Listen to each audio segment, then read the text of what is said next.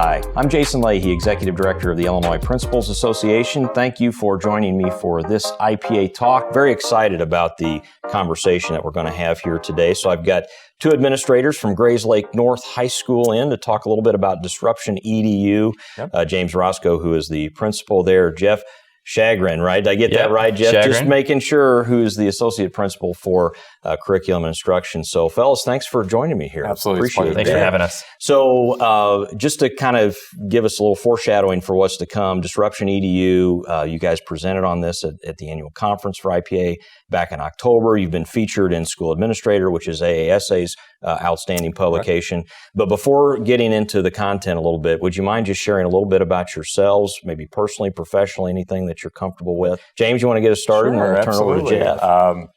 Proud principal of Grayslake North High School for 8 years. Served as an associate principal before that. Have been in the district for 25 years. It has been my home. Wow. So I take great personal pride in what happens, not only in the district, but in our school. On a personal level, I take a little bit more personal pride in it. My own daughters will be starting to attend Grayslake North next year. Awesome. So obviously... how are you preparing for that, by the way? I don't know that I am. Well, I was on their end of things, just so I've shared this before, but my dad was my principal for 10 years of my life, from first through 10th grade. We're both still standing. So, you bet. I'll bank on that. But obviously, that adds a layer of making sure that this school is a world-class institution for all kids. Yeah. So wonderful. Jeff, how about yourself? Yeah, Jeff Chagrin. I've been the associate principal at Grayslake North for the last 6 years. It's my 14th year in the district. Prior, I was the department chair for social studies.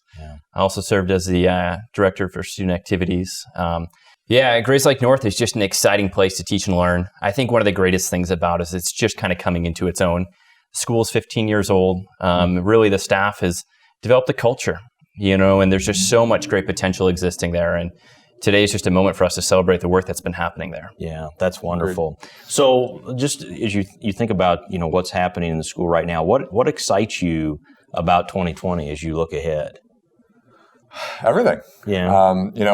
Through the work that we've done, you can't help but to be excited as to what the learning environment is going to be. What can we do to meet the needs of our kids? And the risk-taking that exists at Grayslake North, that's what we're excited about. Yeah. I think our kids are going to receive all of those unique, real, engaging, authentic experiences because we got a staff that's willing to take those risks. Yeah. And that's the culture that has been built there. Awesome. So very excited to see what's going to happen. Absolutely. So let's get right into DisruptionEDU. So as you guys are out talking about this, I know that you're here in Springfield today for this recording. You were in Peoria talking with this group of school leaders about this yesterday. You presented at a conference, written about it. So if somebody were to ask, what do you mean by DisruptionEDU? What first comes top of mind? Yeah, I think it's a think tank for ideas that are going to push education forward. It's not about us having every perfect answer, but we're trying to create a network of people that want education to be better, and I think our driving question is, what can education be? And there's so many things that exist around rite of passage experience and perpetuating the status quo. We often know that, we perpetuate the experiences that we had, and school is really traditional like that in many ways. And there's certain things that are great. We're not saying to change everything, but when we see an opportunity to create better engagement, better staff buy-in, can we challenge it? Can we make it better? Yeah. How about you, James? Yeah, I would echo everything Jeff said. And the work has been powerful. In the end, you're asking the question, why do we need to do that? Yeah. Is it still impactful? Does it still have the effect that we intended? And I echo exactly what Jeff said in terms of challenging the status quo. What are all those experiences that we experienced in high school that we're still giving our kids today?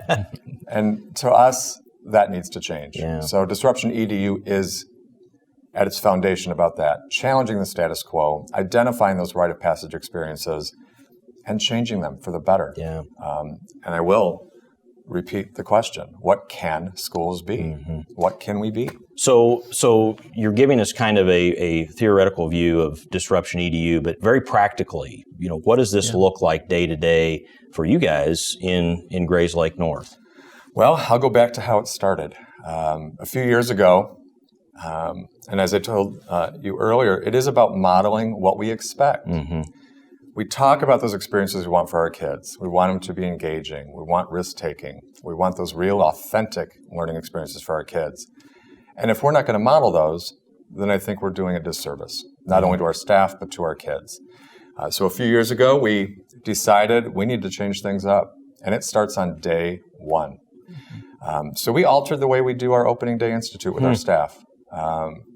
So what does that look like now? What are you doing? I will share that with you. So normally, in the past, you'd bring our staff to the theater. We'd talk about goals for the year, talk about a theme for the year, maybe take a group picture, and it was very traditional. But again, if I go back to that modeling concept, so we started with an amazing race. Our staff had no idea what they were coming into. We sent them an email over the summer that said, bring comfortable clothing. That's it.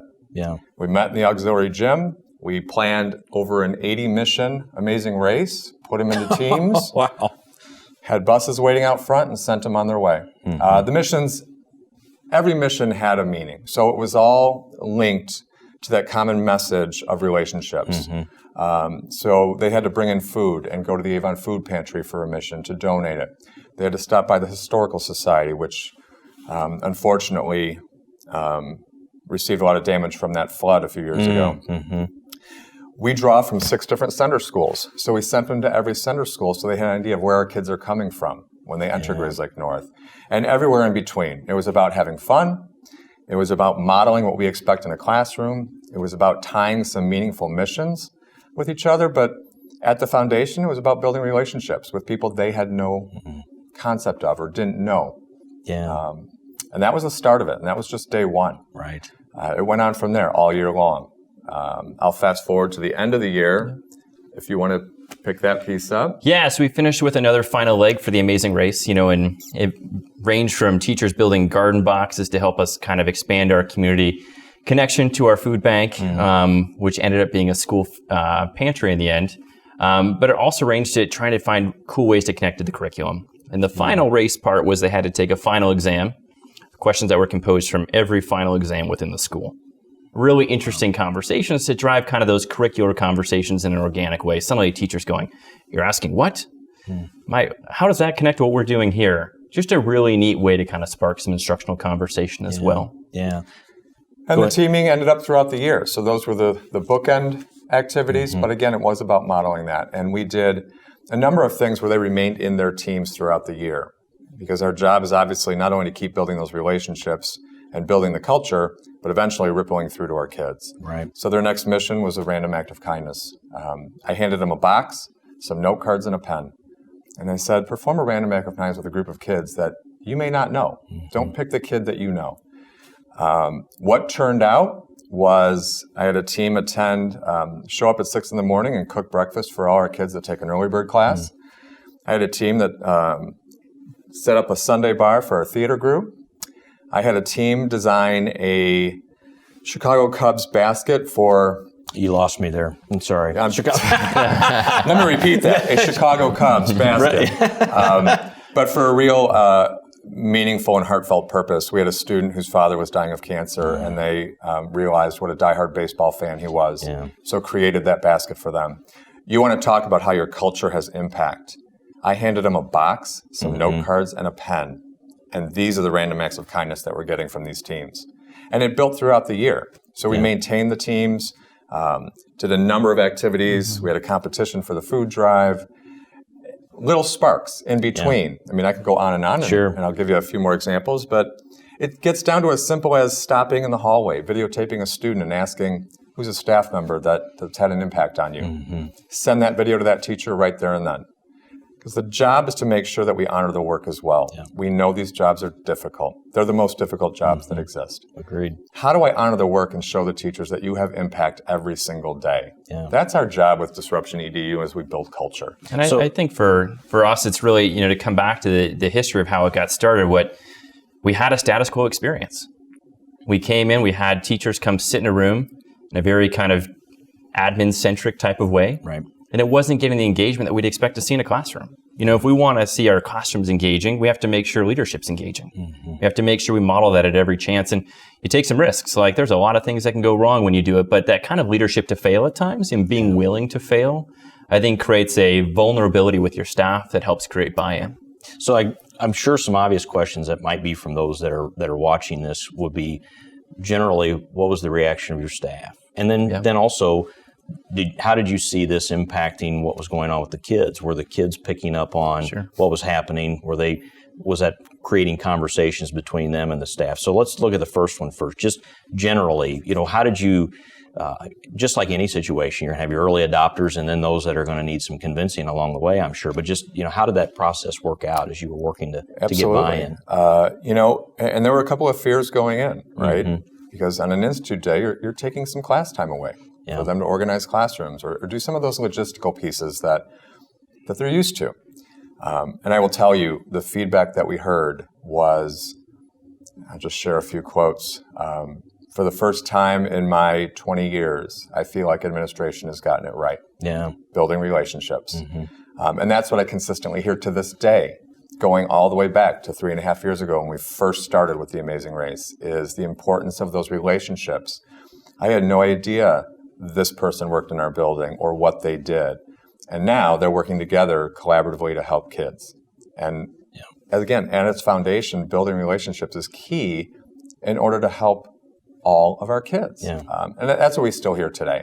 So all of those fears that we had going in haven't popped up at all. We haven't had to address them. Yeah. How about the students? Just any reaction from them? Yeah, so it's kind of interesting. We run a principal advisory group, and the students, we asked them, how does the year feel? And they're like, this year just feels happier. There's more of an energy. Yeah. And I think we've really tried to make sure that, we're creating a culture for teachers to take risks, but we're also trying to make sure we're more present with students. In that presence aspect of leadership, we've really tried to build in as well. In year 2, our second year of opening day, we had students plan the entire thing. So they developed all the activities. They developed all these challenges for teachers, from a Chopped challenge to a Shark Tank to a Rube Goldberg. They designed the rubrics. They were the ones judging the teachers off this rubric. They introduced it all. So we were able to connect a lot of classroom experiences, and there's something really powerful about watching a group of students norm a rubric in front of their teachers. And I think that kind of makes it come full circle for us. Wow. So one thing that's interesting to me, so James, you say you've been in this position 8 years, spent your career in the district. Jeff, you're 6 years into this position. Something that we're studying now as an association that is a bit of a concern for us is, in the way that I share the statistic, is just to picture hiring 4 principals into new positions today. And they don't have to be brand new. They could be veterans or rookies. In 5 years, the national statistics show us that within that 5 years, only one individual will still be sitting in that seat. So I'm just curious, as you guys have done a lot of work, really from a cultural perspective in particular, but seems to be having effects on instruction and obviously student performance and things across the board. But to be able to do what you're doing now, how important is it for you to be able to be in those seats for a length of time, to be able to start this from inception, to see it carry on, hopefully into sustainability, and someday live even beyond you, right? Yeah, and you've hit one of the most important points I think we can, and that's consistency in leadership. And it goes beyond Jeff and myself. It's, I have an associate principal, Meg Light. We have assistants, Andrea and Lori, who are crucial to this team as well. And Meg has been in her position for several years. So our administrative team, Tina Woolard, athletic director, is the original athletic director at Grays Lake North. I don't take for granted any day knowing that I have a consistent team in which to keep building that culture with, because it is difficult. If you do have turnover, it hasn't always been this way. Grays Lake North had 5 different principals in a very short time. But it is a true luxury, knowing that you're all working towards the same thing, and you can continually build that culture for the benefit of our kids. So it's crucial. And the teaming, again, I do not take for granted any day. Yeah. Well, it gives me great hope as an association. We've recast our vision to have effective, sustained educational leaders for every Illinois school community. And what gives me great hope is that when we get that, great things happen for students.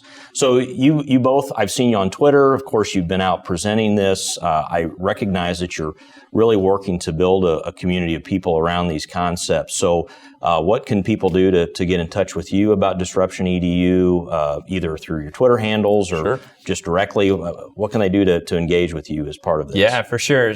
Follow us on Twitter. It's at disruption_edu. We'd love to connect. And anytime that you're doing great things that are engaging and creative with students or with your staff, tweet us. Mention us in the tweet. We'll try to retweet and celebrate and share the message. If you get a chance to go to our Twitter handle, you can go through and just kind of peruse everything. We try to every day capture a couple different experiences from all around the world.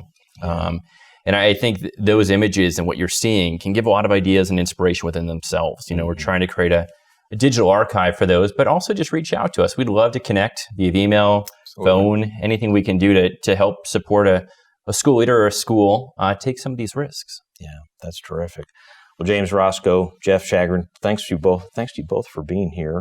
Outstanding work going on at Grays Lake North, and hope people reach out and get in touch because that's exciting stuff. I do too. Yeah. I'd love to keep sharing the message. Thank you again for joining us for this IPA talk. For all related information and links, be sure to check out the description below. My name is Jason Leahy, Executive Director of the Illinois Principals Association. If there's anything that the IPA can do for you, don't hesitate to check us out on the web at ilprincipals.org. Take care.